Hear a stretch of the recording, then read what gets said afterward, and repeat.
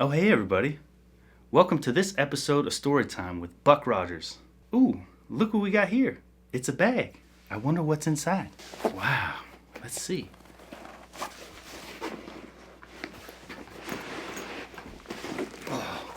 Oh. Well, that's cool now, isn't it? It's a rifle. Because this is my neighborhood, motherfucker.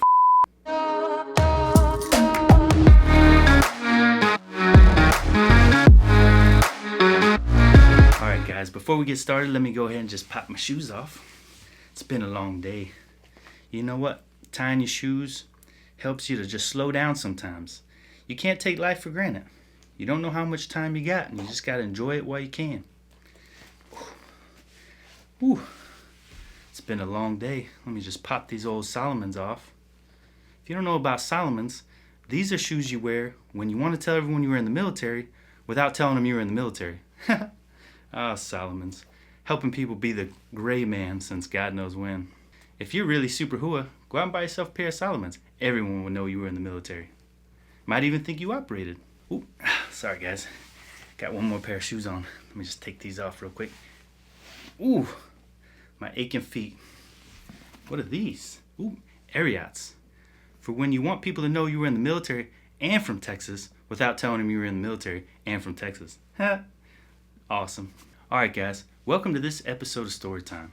In this episode, we're going to bring back a familiar character named Jer Bear. You'll notice that Jer Bear is in a lot of these stories, and that's because he's a crazy motherfucker. In this story, you might have heard before, but just in case you haven't, let's talk about it. So, no shit, there we were. Two combatants at the end of a long day. The aircraft calls and says there's two combatants bed down underneath the tree, both with confirmed AK-47s. So we decide we're going to go up, get online, and send them to their Jesus. So we get online, we open up fire, and we just assume that we killed them.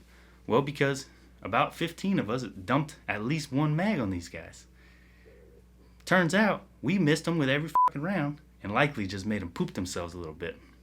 So as we're going up to check and do a BDA, battle damage assessment, to basically just check to make sure that we took them out and to take the guns from them so they don't shoot as someone else doesn't take them and shoot as with them, we start taking contact.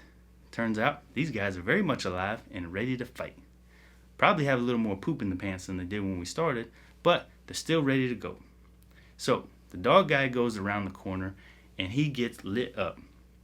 Almost gets killed. So we go to assist, and as soon as we get to the corner of the wall, so it's a corner, and on the other side of the corner is the bad guys, and we're here, we're trying to pie that corner to get to the bad guys. Well, we get pinned down because they're unloading on us with 7.62, and if you guys don't know, 7.62 being shot at you from a close distance is terrifying.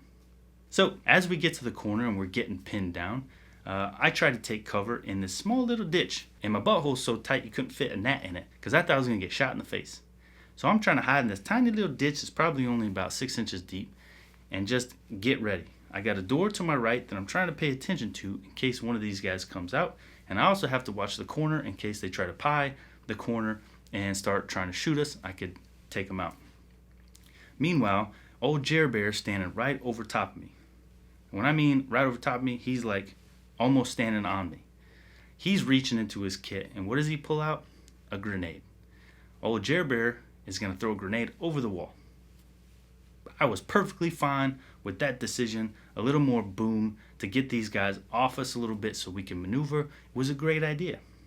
But then old crazy ass Jer Bear takes that grenade, pulls the pin, and pops the spoon off.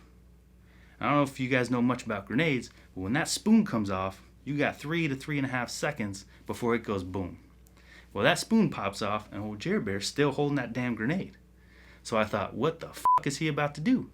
And I'm thinking the whole time, throw it, please throw it now, now's a great time, how about now? And what seemed like an eternity, Jer Bear finally does a little jump move and a layup. I don't know if you guys know this, but Jer Bear's about as wide as it gets. So my confidence in his layup skills was severely lacking. So when I saw him try to do a layup and thinking that he was LeBron James, it made me very, very nervous. I knew he only had about a second to half a second left on that grenade before it was about to go boom. And I knew that wall was about 12 feet to 13 feet high, so he was not going to do a slam dunk, which would have been a safer maneuver. So the scary thing is if the grenade was off, didn't make it, boop, it's coming back down on our side, and there was no time to get out of the way. We would have been donezo. But Jerry Bear comes through, does a nice little layup in his defense. Maybe he played some high school ball. I don't know. The thing pops right over the wall and blows up on the other side, undoubtedly letting these guys know that we're bringing a little heat, and they may want to rethink the situation because we're coming for them.